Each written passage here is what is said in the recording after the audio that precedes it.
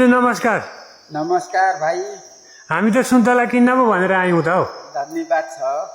सुन्तला चाहिँ यो कहाँदेखि ल्याएर रोप्नु भएको? यो मैले कृषि भरेर पाक्रीबासबाट लिएर आएको बिउ हो। हजुर। अनि धेरै ठाउँ मैले पनि अनुगमन गरेँ अनि मेरो ठाउँलाई अनुगमन गरेर रोप्नुलाई म तयारी भएँ। हजुर। अनि मैले यो कृषि भर्नुको लागि चाहिँ अफिसमा गएँ, पाक्रीबासको बिउ मगाएर ल्याएँ। हजुर। अनि हामी कृषक हो नेपाली। हजुर। जे हुन्छ जस्तो हुन्छ आफ्नो बारीमा यो सबै नेपाली दाजुभाइ आमा बुबाले यो पेसालाई लिएर हामी कृषि हो अगाडि बढौँ। हाम्रो लागि र देशको लागि आफै गर्नुपर्छ। अर्काले गरिदियो भने हामीलाई बानी बस्यौँ भने हामी चोरडाका हुन्छौँ। हाम्रो बारी जमिनमा जे व्यवसाय हुन्छ त्यो व्यवसाय निरन्तरता दिउँ। विदेश पनि नजाउँ। नेपाली भाइ बहिनीहरू धेरै दुःख अर्काको देश शासनमा हुन्छ।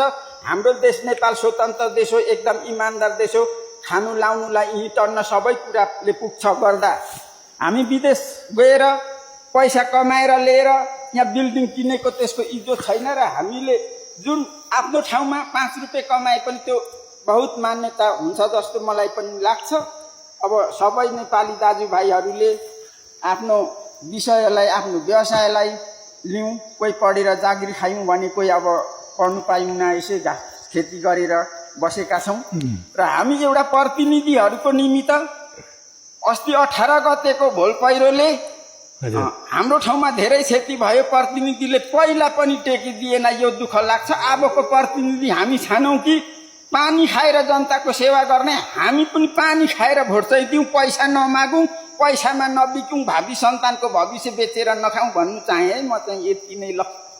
अनि यो बिरुवा तपाईँले किनेको कति वर्षमा फल्यो? यो बिरुवा किनेको मैले 6 वर्ष भयो। हजुर। 7 वर्षमा लाग्दैछ। मैले यो पाक्रीबासको बिउ मन पर्यो। सोए नवमी हजुर तोरीबारी सबै घुमेँ। म यो पहिला रोप्ने व्यवसाय गर्ने दाजुभाइहरूको गाउँ घरमा पुगेँ, सोधेँ। अनि मैले पनि अहो हुन्छ कि त मेरो ठाउँलाई यतिको पाथीबुरी फल्ने खेत चिरा खेत चाहिँ धान फल्छ भन्ने सोच्दा हुन्छ त्यतिकोमा सबैले मलाई सल्लाह सहमत। अनि तपाईँको शुभ नाम? मैले चाहिँ अब त्यही पाक्रीबास बिउ मगाएर रोपेँ। मेरो शुभ नाम चाहिँ सबै नेपाली आमा बुबा दाजुभाइले बुझ्ने सुन्ने चाहिँ मेरो प्रचलित नाम नागरिकताको नाम कमल बहादुर राई हो भनिकन चिन्छ। र यो शान्ति डाँडा घट्टे भन्ने गाउँ हो यो ठाउँ। यो रसिलो सुन्तला कसरी किलो बेच्दै हुनुहुन्छ? मैले 140 रुपियाँ किलोले बोटमा दिँदैछु। अब बजार लगेर त अब बेच्नु अलिक एकल पुरुष गाह्रो भयो। एकजनाको परिवार छु। अनि घर घरमै उठाउँदैछ। र अब बङ्गलो बारेमा चाहिँ 1 क्विन्टल जति चाहिँ लान्छ। यो दबाई औषधि केही नपरे प्रयोग नगरेको अर्ग्यानिक हो नि? अर्ग्यानिक हो। मैले केही वस्तुको मल बाहेक चाहिँ जीवनमा 1 दाना युरिया डिएपी लाएको पनि छैन। त्यो कमिला मर्ने धरी औषधि चाहिँ गरेको छुइनँ आजसम्म। अब यो हाम्रो भिडियो हेरेर सुन्तला किन्न आउनेलाई कसरी सम्पर्क गर्ने? सम्पर्क फोन नम्बर दिनु पर्यो। फोन नम्बर थाहा छ तपाईँलाई? भन्नुहोस्।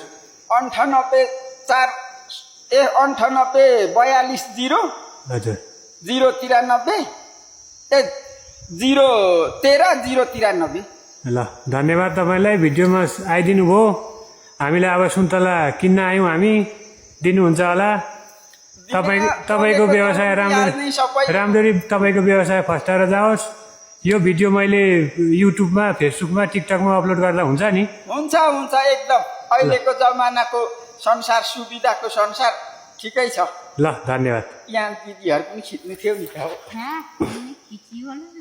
हुन्छ।